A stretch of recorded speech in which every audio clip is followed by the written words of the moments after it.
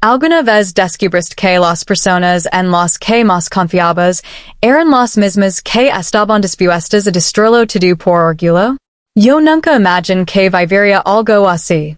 Pero esa noche, cuando mi hija apenas podía respirar y su cuerpo ardía por la fiebre, entendí que el verdadero peligro no siempre viene de los desconocidos. A veces, vive bajo el mismo techo. Me llamo Valeria. Durante años pensé que tenía la familia perfecta. Una casa enorme, un esposo que todos admiraban y una hija, Emma, que era el centro de mi mundo. Desde afuera, todo parecía un sueño.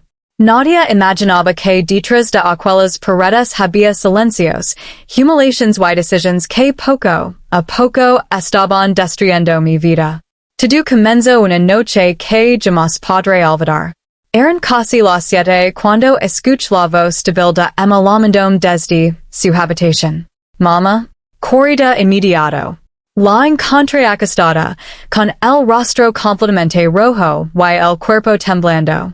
Su respiración era rápida, y apenas podía mantener los ojos abiertos. Tomé el termómetro. 40 grados. Sentí que el corazón se me detenía. Intenté darle un poco de agua, pero apenas pudo tragar un pequeño sorbo. Mamá, tengo mucho sueño. Esas palabras me llenaron de miedo. Sin perder un segundo, la envolví con una manta, tomé su mochila médica y caminé directo hacia la puerta principal. Solo pensaba en llegar al hospital lo antes posible. Pero antes de salir, alguien se interpuso en mi camino. Era mi suegra, Isabel.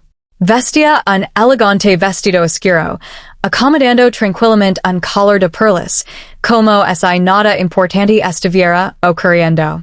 En ni siquiera miró a Emma. ¿A dónde crees que vas? Preguntó con frialdad. La mire sin detenerme. Emma necesita un médico. Tiene una fiebre muy alta. Ella soltó una pequeña sonrisa de desprecio. Solo es fiebre. Dale un medicamento y deja de hacer un escándalo. En menos de 20 minutos llegan nuestros invitados, y todavía tienes que supervisar la cocina.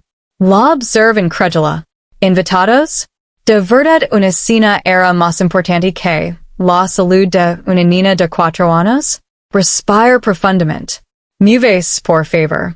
Mi hija necesita un hospital ahora mismo. En ese instante apareció mi esposo, Adrián. Salió de su oficina ajustando los gemelos de la camisa. Miró a Emma apenas un segundo, y luego dirigió toda su atención hacia mí. No había preocupación en su rostro. Solo molestia. Valeria, deja de exagerar. Dale el medicamento y baja a recibir a los invitados. Esta noche vienen personas muy importantes para mi futuro. Sentí un nudo en la garganta. Abrace con más fuerza a Emma. Nuestra hija está enferma. Necesita ayuda. Ahora. Adrián dio un paso hacia mí. Su expresión cambió por completo. Siempre piensas solo en ti. Estás arruinando esta noche por un simple capricho. En ese momento comprendí algo que jamás había querido aceptar. Para ellos, la apariencia valía más que la vida de una niña. Los mira los dos. Luego di un paso decidido hacia la puerta. No había a permitir que nadie me impidiera salvar mi hija. Pero lo que ocurrió en el siguiente segundo cambió mi vida para siempre. Adrián se acercó con el rostro lleno de ira. ¿De verdad vas a desafiar a mi madre delante de todos? No respondí. Solo apreté Emma contra mi pecho y seguí caminando. Entonces ocurrió. Sin avisar. PAF. Su mano golpeó mi rostro con tanta fuerza que perdí el equilibrio. Mi labio se abrió al chocar contra mis propios dientes y sentí el sabor metálico de la sangre. Lo único que me importó fue no soltar a mi hija. La abracé todavía con más fuerza para evitar que cayera. Mi suegra observó toda la escena completamente inmóvil. Ni siquiera intentó detener a su hijo. Al contrario, en su rostro apareció una expresión de satisfacción que jamás olvidaré. Adrián me señaló con el dedo. ¿Cómo te atreves a faltar el respeto a mi madre dentro de nuestra casa? Si cruzas esa puerta, te irás sin un solo centavo. No tendrás casa, ni dinero, y tampoco volverás a ver a Emma. Escuch cada palabra en silencio. Hace unos años, probablemente habría logrado. Lo habría pedido perdón.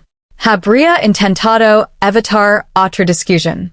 Pero esa noche, algo dentro de mi murió para siempre. Me limpí lentamente la sangre del labio. Después levant la mirada.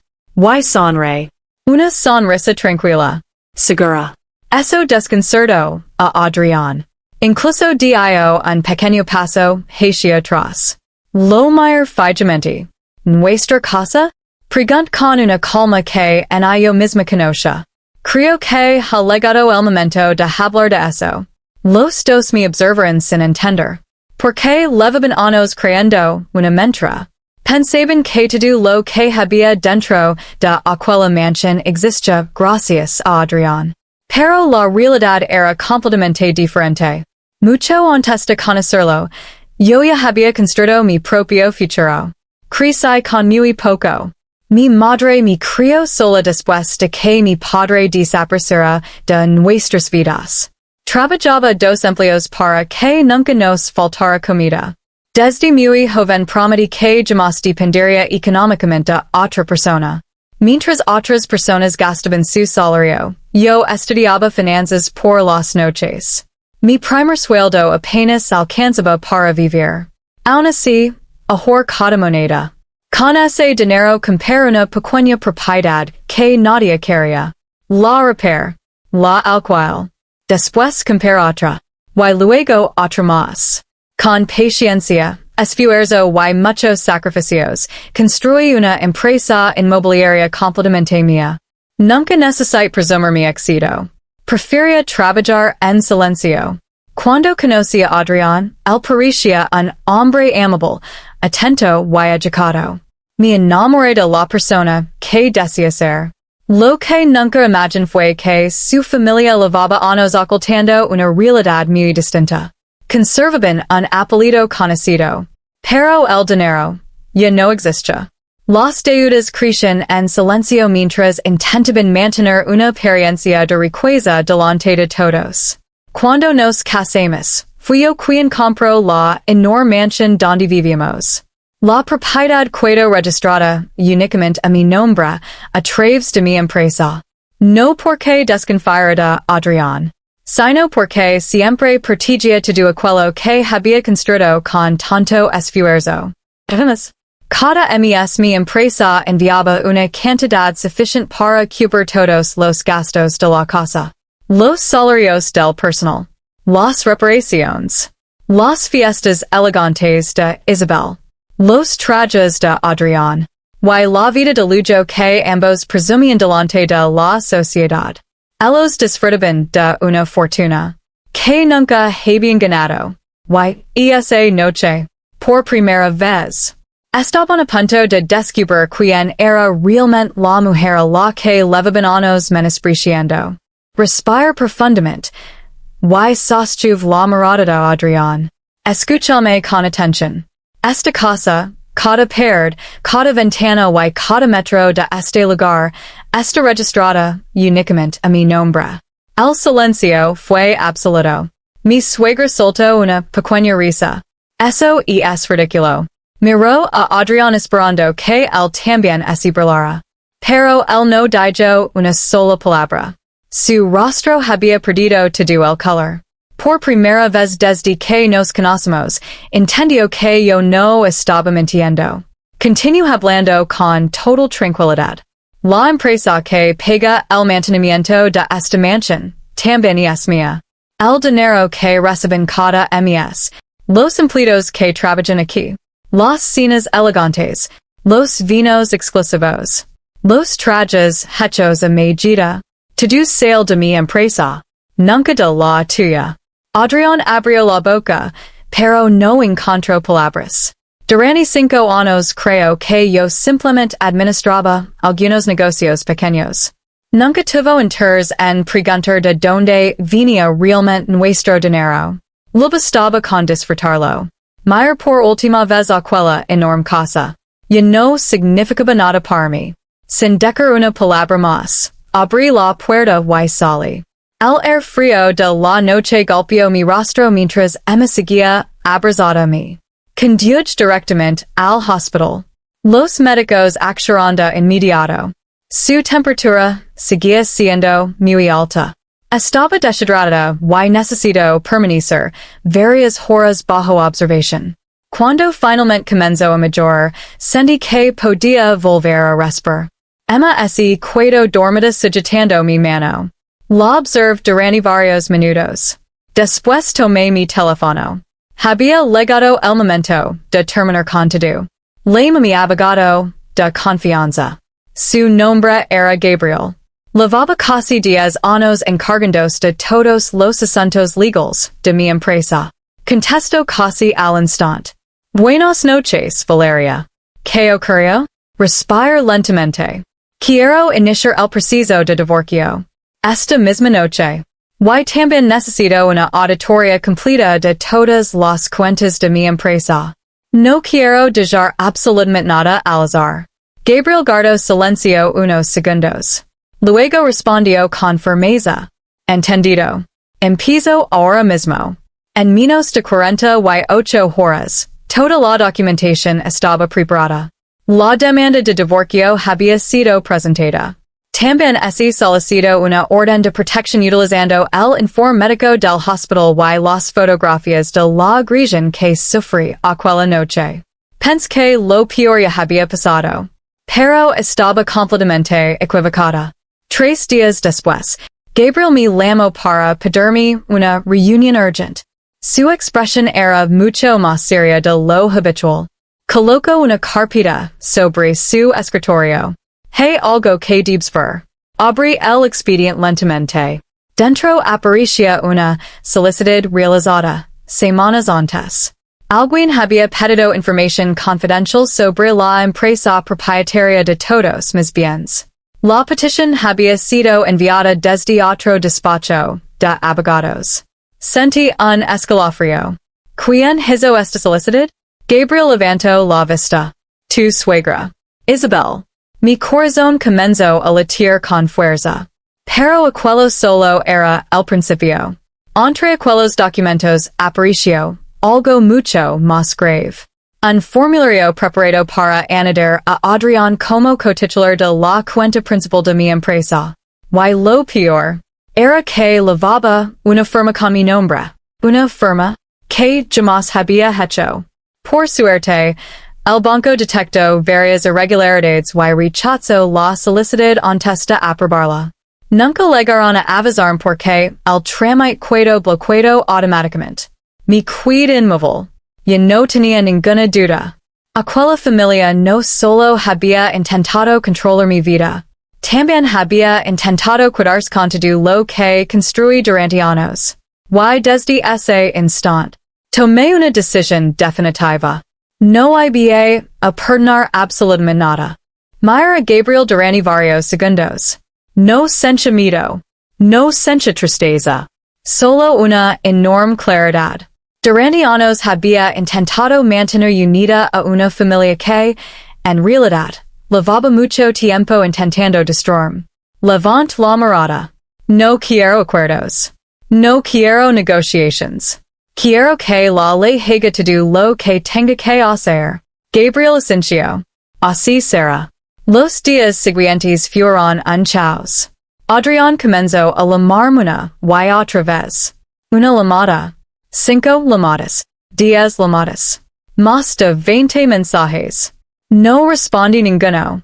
Finalmente contesté una sola llamada, únicamente porque mi abogado me recomendó dejar constancia de la comunicación. Su voz sonaba completamente diferente. Ya no era el hombre arrogante que me había golpeado. Ahora parecía desesperado. Valeria, por favor, podemos solucionar esto. Mi madre cometió un error. Lo sé. Pero no puedes quitarme todo. Ser los ojos un instant. Luego respondí con absoluta calma. No fui yo quien destruyó esta familia, Adrián. Fuiste tú, cuando decidiste que una cena era más importante que la vida de tu hija. Y también cuando permitiste que tu madre intentara cuidarse con una empresa que nunca les perteneció. Al otro lado del teléfono solo hubo silencio. Ella sabía que conocía toda la verdad. Pocas semanas después, sus abogados comprendieron que prácticamente no tenía ninguna posibilidad de ganar el caso. Todos mis bienes estaban protegidos legalmente desde mucho antes del matrimonio. La casa, la empresa, las inversiones. Todo estaba únicamente a mi nombre. Y el intento de utilizar una firma falsa terminó destruyendo cualquier argumento que pudieran presentar. Poco después, la mansión fue puesta oficialmente a la venta. Adrián y Isabel recibieron la orden legal de abandonar la propiedad. Días más tarde, Isabel apareció sin avisar en la oficina de Gabriel. Exigía hablar conmigo. Except verla una última vez. Entró con el orgullo herido, pero todavía intentando aparentar superioridad. ¿De verdad vas a dejar a tu esposo sin hogar? ¿No te da vergüenza echar a una mujer de mi edad a la calle? La observe unos segundos antes de responder. ¿Y usted no le dio vergüenza impedir que una niña con 40 grados de fiebre recibiera atención médica? Su expresión cambió. Continue. ¿O intentar falsificar mi firma para cuidarse con mi empresa? No encontró ninguna respuesta. Simplemente bajo la mirada. Aquella fue la última vez que las 6. Durante la audiencia por la custodia, el juez revisó cada prueba. El informe del hospital. Las fotografías de mi lesión. Los mensajes donde Isabel ordenaba al personal mantener a Emma encerrada en su habitación para que los invitados no escucharan sus llantos. Después de analizar todo, el juez tomó una decisión. Emma viviría conmigo. Las visitas de Adrián serían únicamente bajo supervisión hasta nueva orden.